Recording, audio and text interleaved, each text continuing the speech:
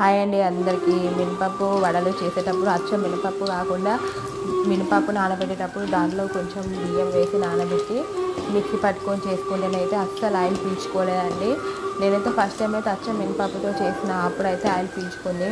నాకు first time తెలియలేదు. తర్వాతనైతే ఇలా బియ్యం పూసి చేయాలంటే చేసినాను.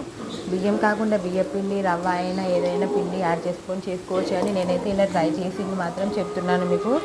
అస్సలు అయితే నూనె అయితే పీల్చుకోలేదు. చాలా